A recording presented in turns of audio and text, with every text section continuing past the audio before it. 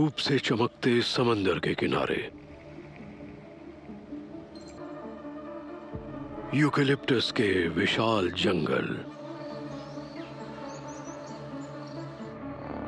हवा में लहराते घास के मैदान, ऑस्ट्रेलिया के इन जंगलों में दुनिया के कुछ बहुत ही शानदार और खतरनाक जानवर रहते हैं।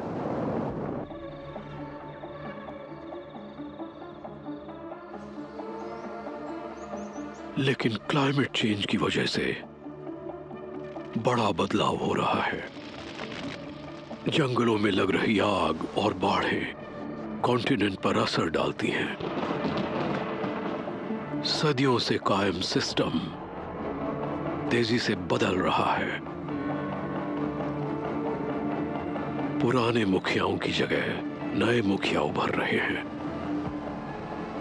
कोस्टलाइन के हालात में बदलाव आने की वजह से उन जीवों के लिए नए मौके पैदा हो रहे हैं जो जोखिम उठा सकते हैं।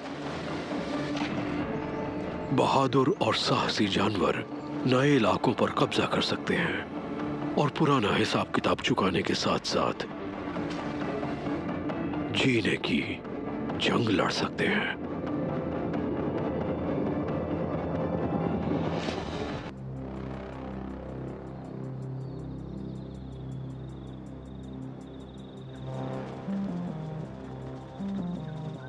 घास के तटीय मैदानों में ऑस्ट्रेलिया का एक लाजवाब जानवर आगे बढ़ रहा है। ईस्टर्न ग्रे कैंगरू की प्रजाति यहां 1.5 करोड़ साल से मौजूद है। ये एक बड़ा और ताकतवर जानवर है, लेकिन इस मेल को मुश्किल वक्त का सामना करना पड़ा है। पिछले साल जंगल की आग ने इसके इलाके को तबाह कर दिया, जिसकी वजह से इसके झुंड को मजबूर होकर नए इलाके में आना पड़ा।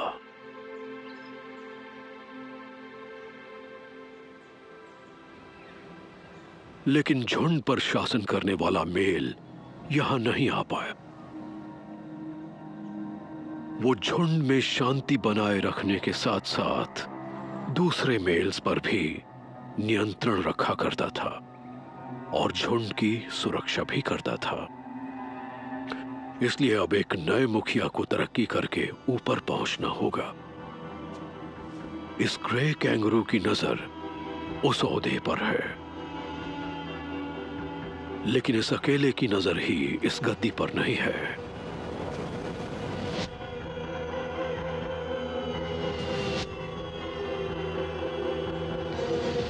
कई दूसरे मेल कैंगरू भी उस पर बैठना चाहते हैं।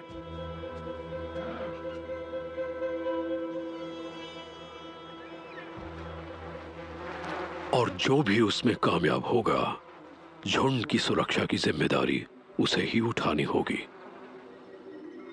क्योंकि नए इलाके में खतरों की कोई कमी नहीं है।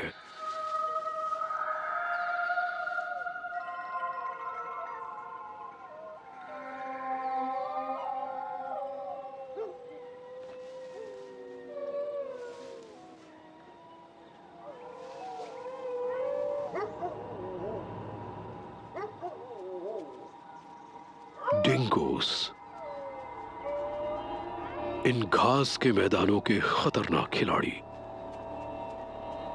ये मांसाहारी जानवर कैंगरूज के कुछ कुदरती दुश्मनों में से एक है।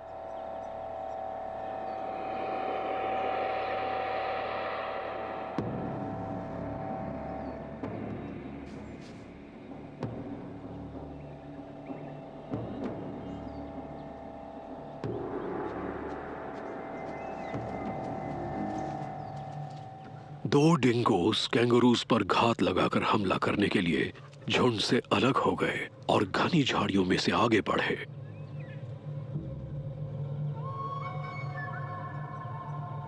ग्रे कैंगरू की सुनने की क्षमता के कारण उसे पता लग गया।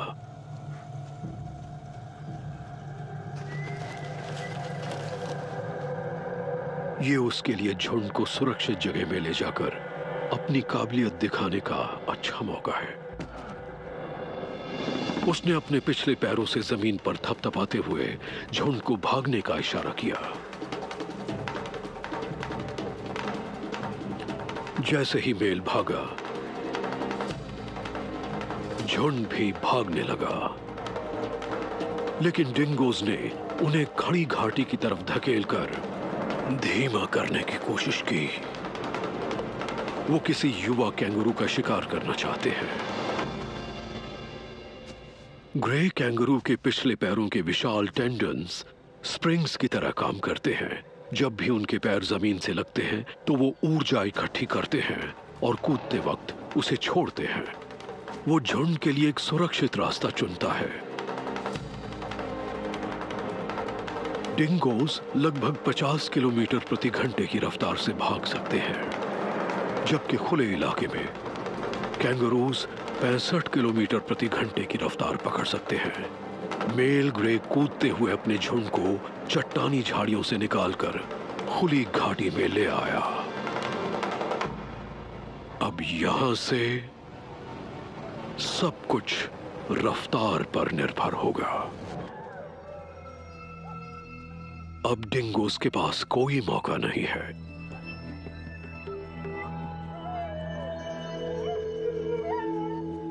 मेल ग्रे ने अपने काम से दिखाया है कि उसके पास मुखिया बनने की क्षमता है,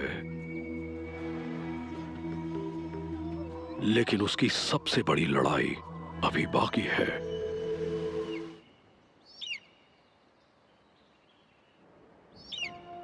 जंगल की आग और टेम्परेचर के बढ़ने से जमीन को नुकसान पहुंच रहा है और इसका असर पानी में भी महसूस किया जा सकता है। गर्म होते समंदर और ज्यादा मछली पकड़ने की वजह से यहां खाना ढूंढने में मुश्किलें आ रही हैं, जिससे पानी के नीचे खाने को लेकर लड़ाइयां पहले से कहीं ज्यादा हो गई हैं।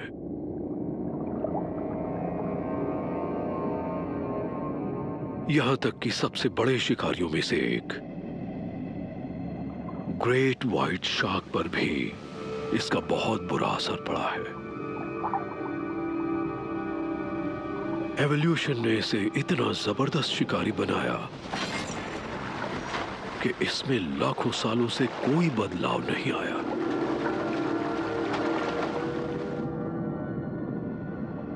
लेकिन अब इसके आसपास की दुनिया बदल रही है।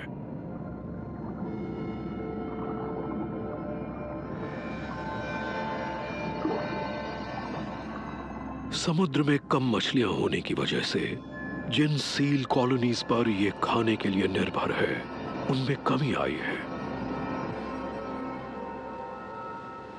इसलिए शिकार का बेहतर इलाका ढूंढने के लिए शार्क ने खुले पानी में हजारों किलोमीटर की यात्रा की।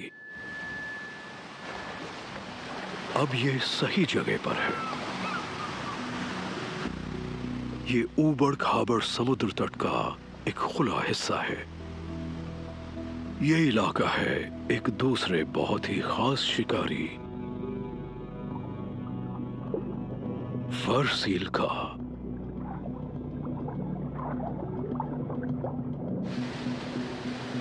पंद्रह साल पहले इसी समुद्र तट पर इसका जन्म हुआ था।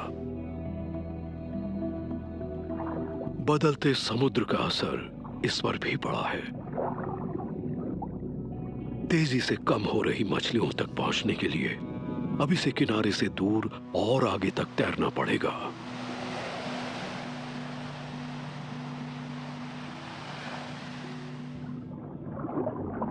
किनारे के नजदीक का उथला पानी सील्स को सुरक्षा प्रदान करता है। 30 मीटर की दूरी पर एक ढलान और अंधेरे रास्तों की भूल भुलैया शुरू हो जाती है।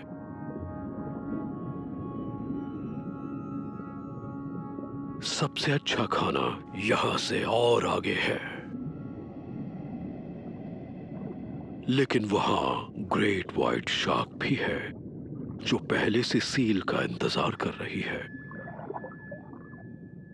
फर सील की खुशबू उस तक पहुंच गई है। ग्रेट व्हाइट शार्क की सूंघने की शक्ति बाकी सभी शॉक से तेज होती है। दूसरी सेंसेस उसे सील के और भी करीब खींचती हैं। शार्क की नाक के आसपास लगे डिटेक्टर्स फर सील की मसल से निकल रही इलेक्ट्रोमैग्नेटिक करंट्स को महसूस करते हैं, और जैसे ही वो उसके और करीब पहुंचती है तो वो उसके दिल की धड़कन पर पूरा ध्यान केंद्रित कर देती है। फर सील उससे बच सकती है। किसी बिल्ली की तरह उसकी बड़ी आंखों की परतें भी कम रोशनी को रिफ्लेक्ट करके बढ़ा सकती हैं। उसके वर्टेब्रे के बीच के जोड़ लचीले होते हैं, जिनकी वजह से सील अपनी रीढ़ को मोड़कर उसी जगह से वापस मुड़ सकती है। वो अपने ताकतवर अगले फ्लिपर्स का इस्तेमाल करके शार्क से दूर उथले पानी की सुरक्षा में पहुंच गई। शायद ये मछली पकड़ने के लिए निकलने का सही समय नहीं है, लेकिन देर सवेर उसे बाहर निकलना ही होगा। चट्टानों पर उसका 3 महीने का बच्चा है। यहां भी खतरों की कोई कमी नहीं है।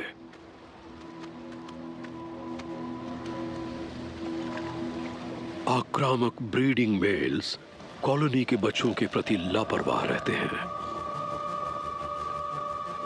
ये लंबा चौड़ा मेल सील के बच्चे को आसानी से कुचल सकता है।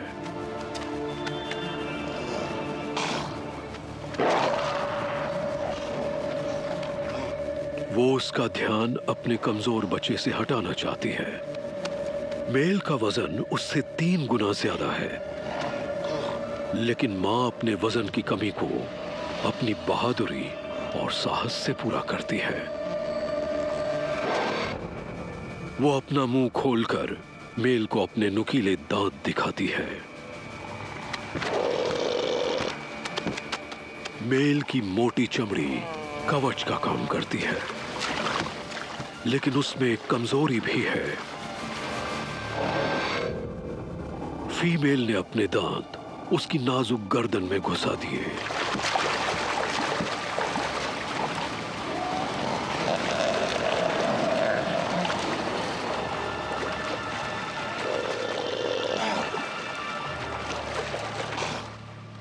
इस वार का उस पर असर हुआ और वो भाग गया।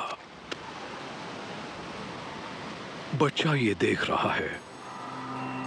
मां ने आज उसे सिखाया है, बड़ा होने का मतलब हमेशा विजेता होना नहीं होता।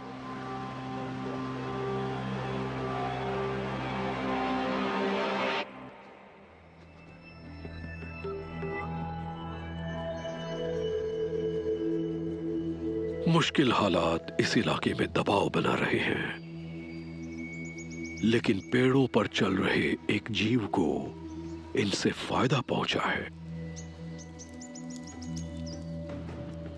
ये है एक बुल एंट। यहां आग लगने के बाद इसकी कॉलोनी को खाने के लिए बहुत सारे मरे हुए कीड़े मिले। ये हर दिन ज्यादा मजबूत, फिट और बड़ी होती जा रही है। लाखों सालों से ऑस्ट्रेलिया के मुश्किल हालात में विकसित हो रही बुल एंट एंट्स की दुनिया की एक बड़ी प्रजाति है। 4 सेंटीमीटर लंबी ये एंट हथियारों से लैस होती है। सामने विशाल नुकीले और तेज मैंडिबल्स, पीछे एक जहर से भरा हुआ स्टिंगर।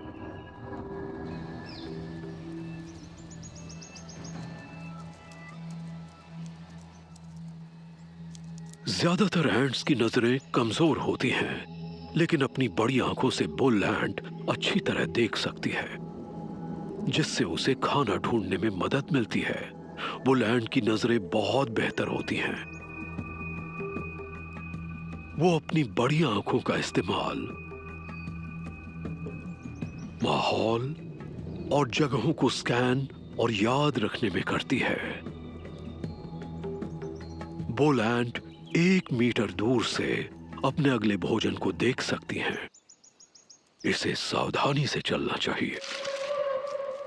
जंगल में बड़े शिकारी घूम रहे हैं।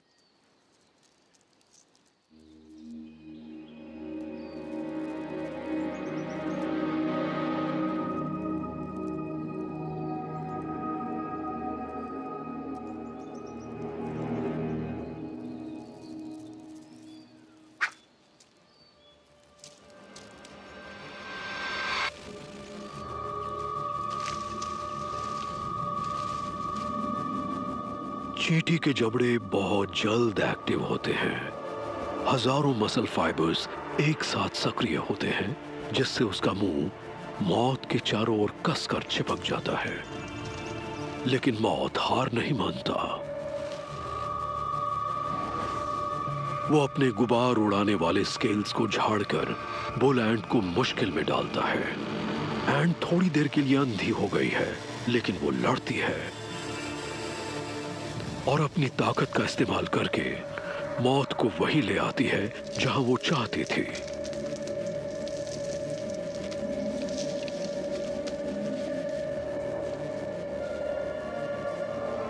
फिर वो अपने सुई की तरह नुकीले डंक से जहर का घातक वार करती है।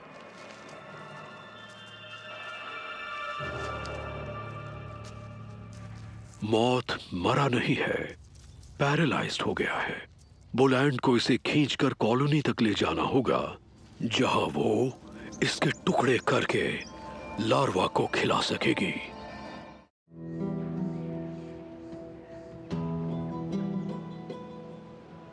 झुंड के अंदर मेल ग्रे का कद बढ़ रहा है।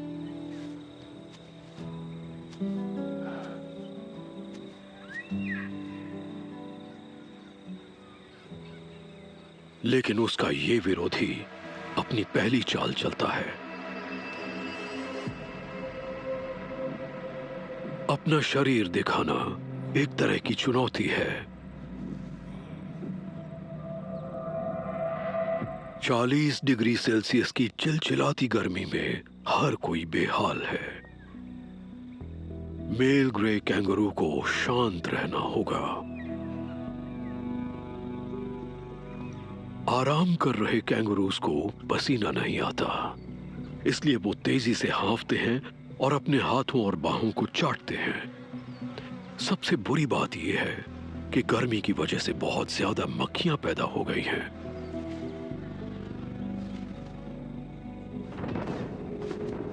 झुंड में दरारें दिखने लगी हैं।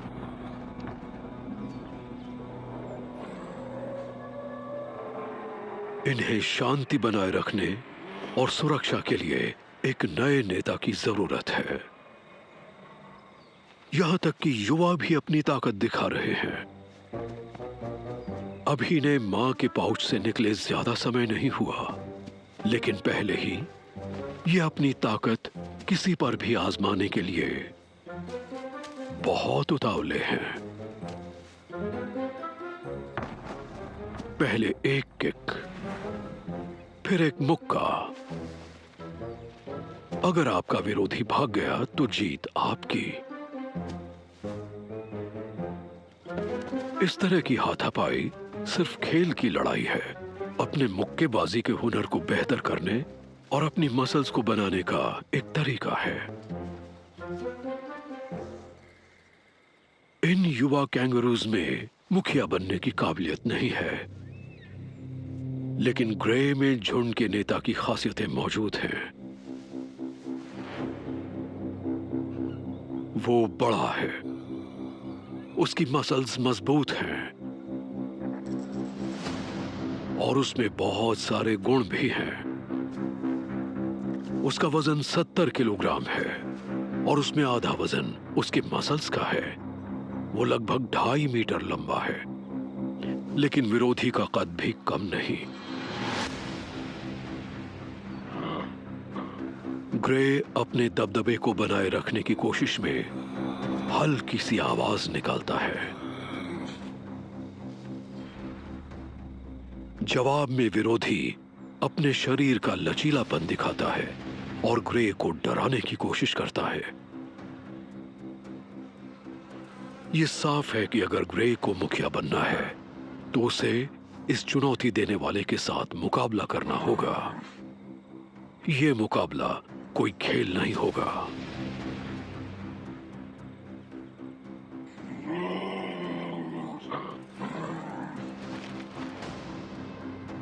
दोनों लड़ाके अपनी कदकाठी के साथ खड़े हैं। बाएं कोने में खड़ा ग्रे अपने विरोधी को नीचा दिखाने के लिए उसे घूरता है, लेकिन विरोधी आंखें मिलाकर उसे डराने की कोशिश करता है। कोई भी पीछे हटने को तैयार नहीं है।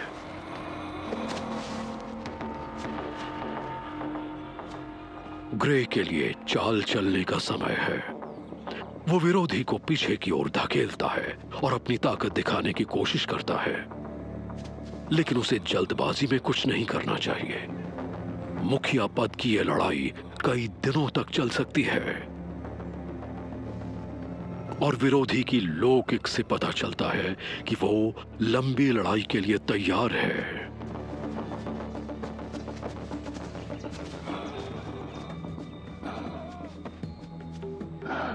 जैसे ही अंधेरा हुआ, लड़ाई खत्म हो गई,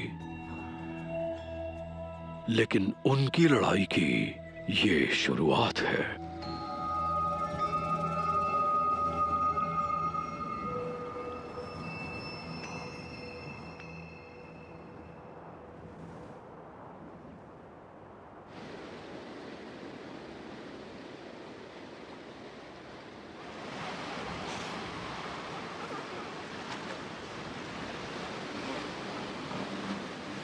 जमीन पर सुरक्षित रहकर फर सील शुरुआती 4 महीनों से अपने बच्चों का पालन पोषण कर रही है। उसका दूध पूरे एनिमल किंगडम में सबसे ज्यादा पौष्टिक माना जाता है, लेकिन इसे पैदा करते रहने के लिए फर सील को खाने की जरूरत है।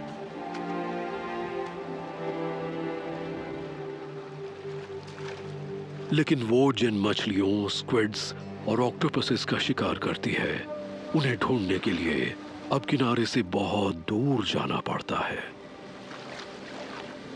उन तक पहुंचने के लिए उसे ग्रेट व्हाइट शार्क का सामना करना पड़ेगा।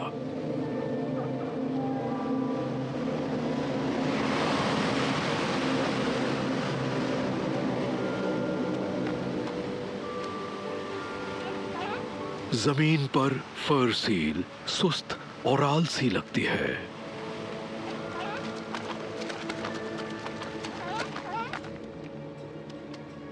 लेकिन पानी में वो एक एथलीट है। खाने की खोज में वो अपने घर से 200 किलोमीटर की यात्रा कर सकती है। वो ग्रेट व्हाइट की नजरों से बचकर मछली और स्क्विड खाने के बाद अपने बच्चों के पास सुरक्षित पहुंचना चाहती है। वो गहरी ढलान में पहुंच गई। सील की एक सांस लगभग 10 मिनट चलेगी। उसके बाद उसे सांस लेने दोबारा ऊपर आना होगा। वो समय सबसे मुश्किल होता है।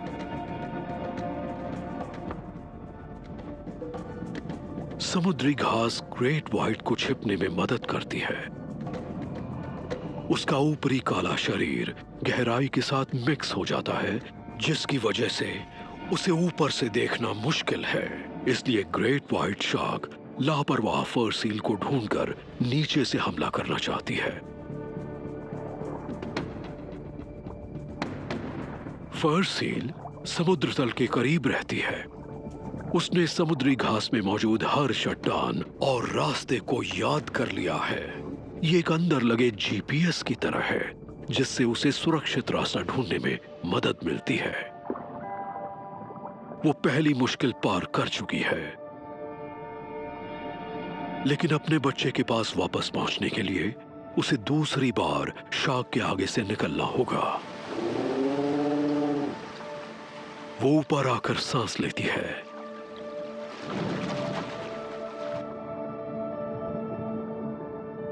अब खाने का समय हो गया है।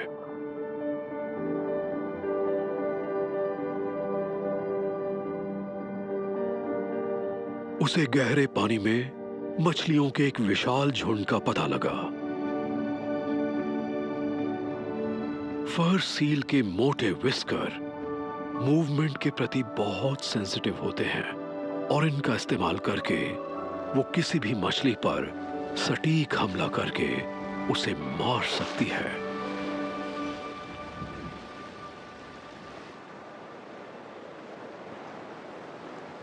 एक घंटा खाने के बाद वापस किनारे पर जाने का समय हो गया है।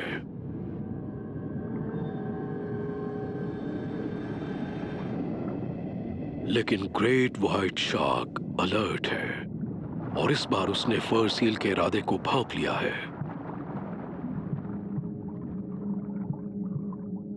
शार्क इसी तरह के हमले के लिए बनी है। उसकी स्किन पर बने छोटे छोटे स्ट्रक्चर्स खिंचाव को कम करते हैं, जिससे वो चुपचाप तेजी से तैर सकती है। खुले पानी में हमले से बचने के लिए फर सील तंग रास्तों से गुजर रही है। नीचे रहने से अचानक हमले के चांस कम होते हैं।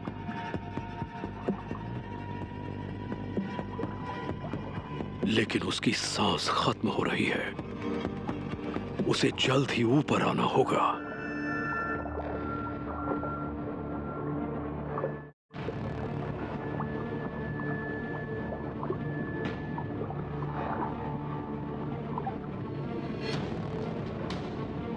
ग्रेट व्हाइट ने उसे नीचे से देख लिया। उसकी रफ्तार पकड़ने से प्रेशर वेव पैदा हुई। फर सील ने प्रेशर वेव को महसूस किया और आड़ा तिरछा तैरते हुए शार्क के जबड़े से कुछ सेंटीमीटर से बच गई।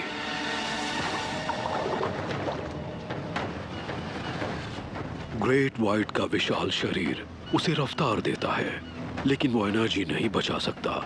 अपने पहले वार से मारने में नाकामयाब होने पर उसकी सफलता के चांस कम हो गए हैं। फर सील उथले पानी में भाग गई, लेकिन वो एक तंग जगह में है और बाहर निकलने का कोई रास्ता नहीं है। शार्क ने उसे घेर लिया है, इसलिए वो समुद्र तल का इस्तेमाल कर रही है।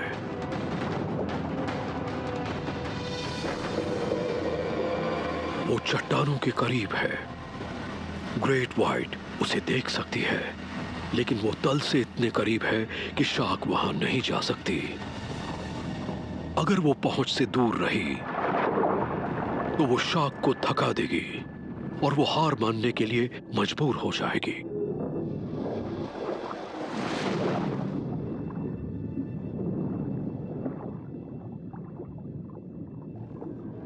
लेकिन फर सील एक कदम आगे निकलकर ग्रेट व्हाइट के इर्द गिर्द चक्कर लगाते हुए उसकी नजरों से बची रही।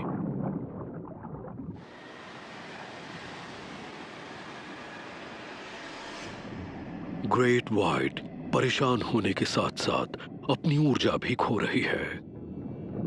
इससे फर सील को उथले इलाके से निकलकर सुरक्षित जगह पर जाने का मौका मिल गया।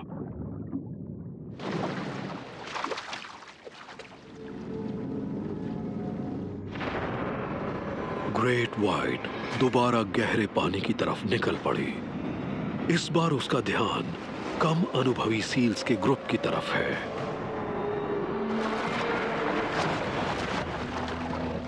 चार ताकतवर मसल्स उसके जबड़े को बंद करने का काम करते हैं और शार्क के 50 नुकीले दांत सील के शरीर में छेद कर देते हैं।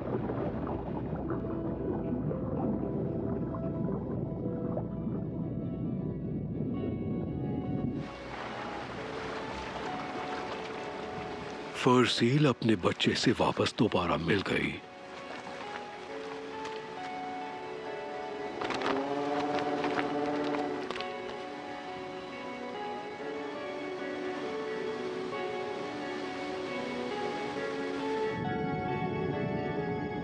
ग्रेट व्हाइट ने भले ही कॉलोनी की आबादी में एक की कमी कर दी, लेकिन फर सील ने दिखाया कि बड़े और ताकतवर दुश्मन को हराया जा सकता है। और अपने बच्चे को पौष्टिक खाना देकर फर सील ये साबित कर रही है कि उसकी ये कॉलोनी इस तट पर फलती फूलती और बढ़ती रहेगी।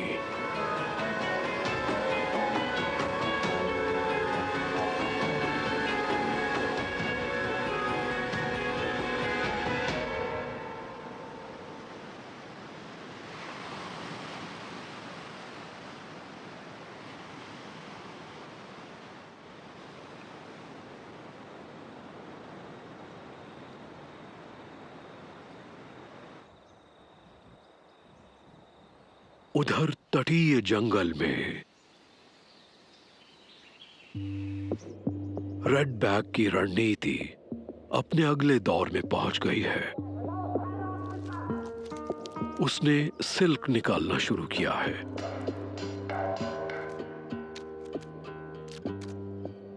नीचे की ओर आते हुए वो अपना धागा खींचती है और उसे हर एक जगह फिक्स करती है।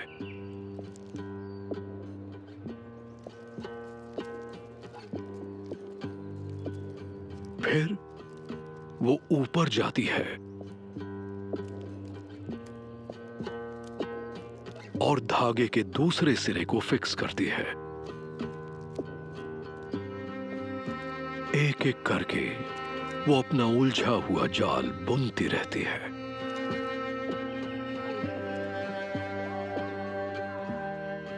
जब काम पूरा हुआ तो तब तक वो 70 लाइंस बिछा चुकी थी।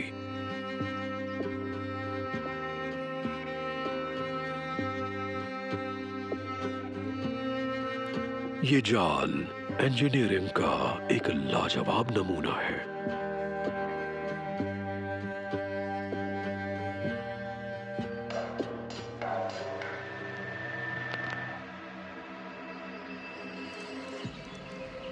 बोलैंड अपनी कॉलोनी के बच्चों के लिए खाना इकट्ठा करने बाहर निकलती है। रेडबैक स्पाइडर ऐसी जगह छिपी है जहां अक्सर खाना मिलता है।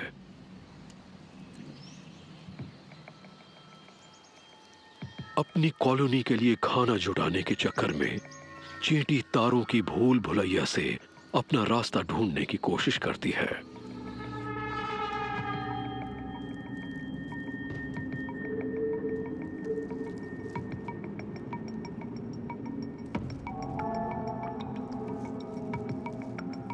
जाल इलास्टिक की तरह काम करता है। वो फंस गई है। ये तारें बहुत मजबूत हैं और इनके ऊपर चढ़ा लिक्विड सिल्क गोंद का काम करते हुए चींटी के शरीर से चिपक जाता है। वाइब्रेशन से रेडबैक स्पाइडर समझ जाती है कि जाल में कोई फंस गया है। बुल एंट अपनी ताकत से कुछ तारों को तोड़कर आजाद हो जाती है, लेकिन रेडबैक स्पाइडर का जाल बहुत फैला हुआ है।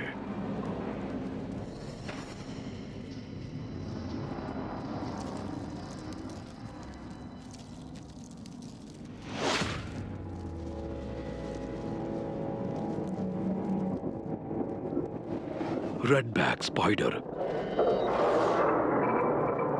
हमला करने के लिए आती है। उसे अपने मैंडिबल से पकड़ने की कोशिश करती है। तब तक चींटी कुछ और तारों में फंस जाती है। वो अपने पिछले पंजों से तार तोड़ने की कोशिश करती है। वो पूरी तरह जकड़ी हुई है।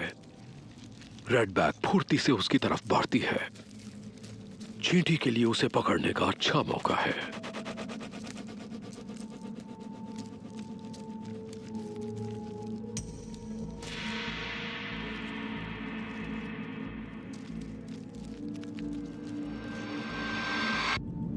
रेडबैक स्पाइडर अपने पिछले पैरों से सिल्क को बाहर निकालकर बुलैंड के मुंह को अच्छी तरह से बांध देती है। हर एक नई सिल्क लाइन बुलैंड के मैंडिबल्स पर कस के लिपट जाती है, जिससे उसका पहला हथियार नकारा हो गया। लेकिन चींटी के पास अभी भी उसका घातक जहरीला डंक बचा है। वो रेड बैक स्पाइडर तक पहुंचने की कोशिश में अपनी पीठ मोड़ती है। अगर चींटी स्पाइडर के करीब पहुंच जाए तो वो मधुमक्खी से 6 गुना ज्यादा जहर उसमें इंजेक्ट कर सकती है, लेकिन सिर्फ तभी अगर वो उसके करीब पहुंच पाए। लेकिन वो थक रही है।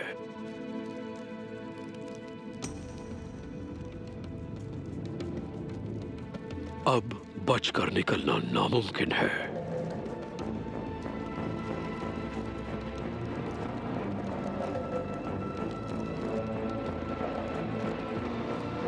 बुलैंड उसे घातक डंक मारने की अपनी आखिरी कोशिश करती है।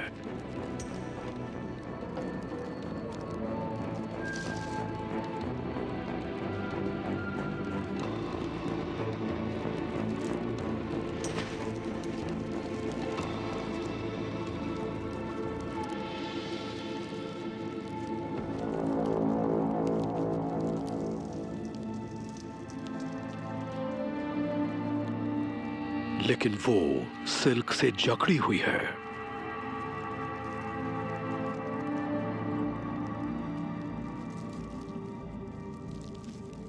रेड बैक स्पाइडर बुलैंड का काम तमाम करने के लिए उसके करीब आती है।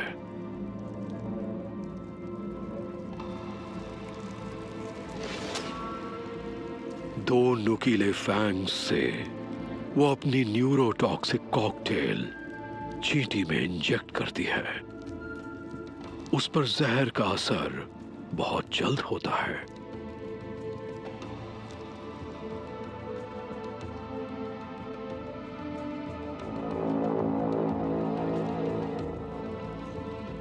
रेड बैक स्पाइडर धीरे धीरे अपना खाना शुरू करती है।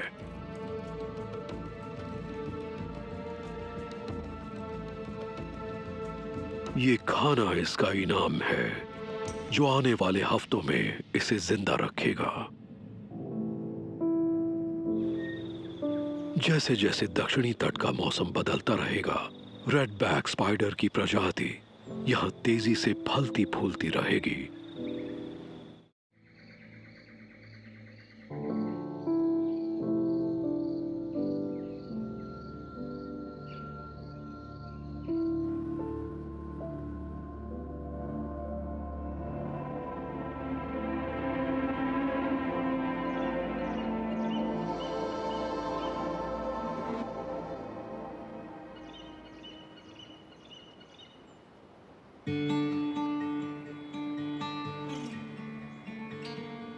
जहां रेड बैक ने शिकार को पकड़ने में जीत हासिल की, वहीं एक ग्रे कैंगरू अगले दौर के मुकाबले की तैयारी कर रहा है।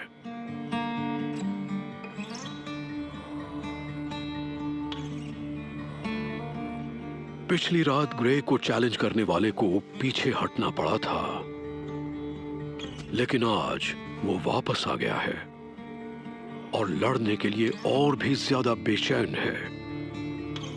इस जंग का टलना अब मुश्किल है, क्योंकि इस जंग में जीतने वाले को मिलेगा इस झुंड के मुखिया बनने का ओहदा।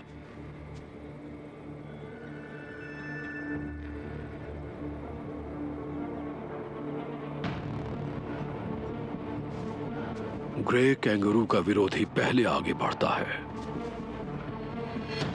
और ग्रे फ्लाइंग किक और मुक्कों की बौछार से उसका जवाब देता है।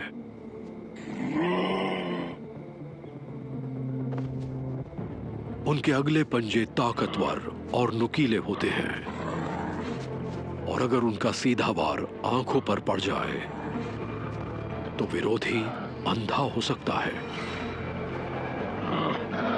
लेकिन विरोधी अपने सिर को पीछे रखता है ताकि वो ग्रे की पहुंच से दूर रहे। इसलिए ग्रे अपने हमले में तब्दीली लाता है। वो आगे बढ़कर अपने विरोधी को पकड़कर नीचे गिराने की कोशिश करता है। उसका विरोधी नीचे गिरते गिरते संभल गया, इसलिए ग्रे ने अपना हमला तेज कर दिया। उसने अपनी पूंछ का इस्तेमाल करते हुए अपने विरोधी पर दोनों पैरों से वार किया। उसकी ये किक किसी हैवीवेट बॉक्सर के पंच के बराबर की ताकत रखती है।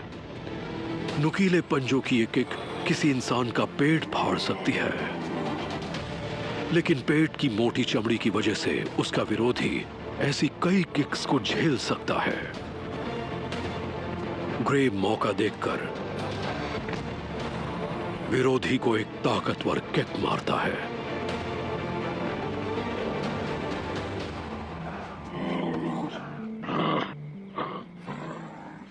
विरोधी वार नहीं सह पाया। ग्रे जो कि लेफ्ट की तरफ है, उसका पलड़ा भारी है, पर उसे दबाव बनाए रखना होगा। अब ये दुश्मन को थकाने की लड़ाई है, नतीजा ज्यादा दूर नहीं है। ग्रे के विरोधी पर किक का असर हो गया है और वो थका हुआ है, लेकिन फिर भी वो पीछे नहीं हटेगा। इसलिए ग्रे आखिरी वार के लिए आगे बढ़ा। ये वार उसके विरोधी के लिए काफी है।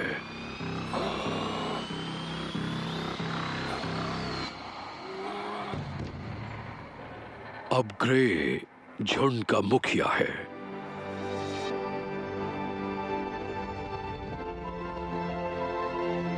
विरोधी को अब यह फैसला करना होगा कि वो निचले ओहदे के मेल की तरह झुंड में रहे या झुंड को छोड़कर कहीं और चला जाए।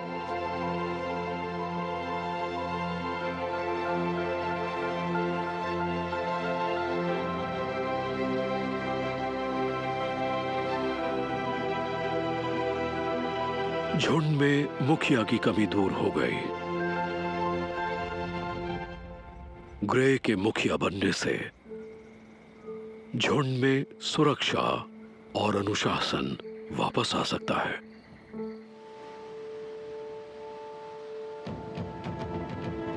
ऑस्ट्रेलियन जंगल के समुद्री तट पर बहादुर जानवर बड़े से बड़ा जोखिम उठा रहे हैं।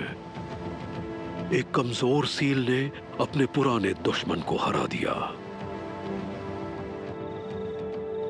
एक चैंपियन बॉक्सर झुंड का मुखिया बना और रेड बैक स्पाइडर ने अपने सब्र से जीत हासिल की। मुश्किल हालात और भूख यहां रहने वाले सभी जीवों को चुनौती देते रहेंगे, लेकिन उन्होंने अपने आप को साबित करके दिखाया है और ऑस्ट्रेलिया के इस मुश्किल इलाके में रहने और जिंदगी के लिए हर रोज लड़ने का अधिकार हासिल कर लिया है।